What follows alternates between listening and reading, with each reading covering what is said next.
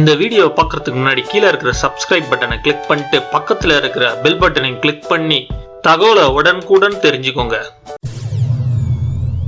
வணக்கம் நண்பர்களே, நம்ம இன்னைக்கு பார்க்க போறது பிளாஸ்டிக் ரைஸா இல்ல ரியல் ரைஸா அப்படின்னு பார்க்க போறோம். அதை பத்தி நம்ம டெஸ்ட் பண்ணி பார்க்க போறோம். வாங்க பார்க்கலாம். எல்லாம் சிம்பிள் மெத்தட் தான், நம்மளால கண்டுபிடிக்க முடியும் ஈஸியா.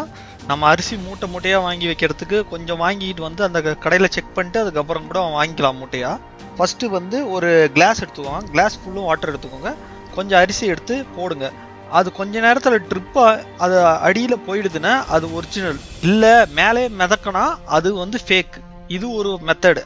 இந்த மெத்தடு வந்து அரிசியை ஃபயர் பண்ணி பார்க்கணும், அதாவது நெருப்பு கிட்ட காமிச்சு பார்க்கணும். அதாவது கொஞ்சம் அரிசி எடுத்துக்கோங்க, எடுத்து பத்தி பெட்டி இருந்தா கொளுத்தி அது பக்கத்துல வைங்க.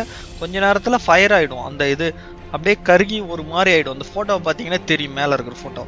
மூணாவது மெத்தட் வந்து அரிசியை ஒரு பவுல்ல வேக வச்சதை ஒரு பவுல்ல போட்டு அப்படியே 2 நாள் 3 நாளைக்கு வச்சிருங்க. நமக்கே தெரியும் பாக்டீரியா ஃபார்ம் ஆகும்னு. ஏன்னா நம்ம பழைய சாதம்லாம் சாப்பிட்ருப்போம், அது எப்படி வந்து அடுத்த நாள் வச்சு நம்ம சாப்பிடும்போது அது ஒரு பாக்டீரியா ஃபார்ம் ஆகி அது வயிற்றுக்கு ஒரு நல்லது.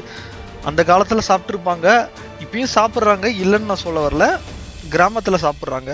அந்த மாதிரி நம்ம வந்து இதை வந்து ட்ரையாகவே எடுத்து வச்சிடணும். அது ஒரு மாதிரி இதாகிடும், ஃபங்கஸ் ஃபார்ம் ஆகும்போது அதை கண்டுபிடிச்சிடலாம்.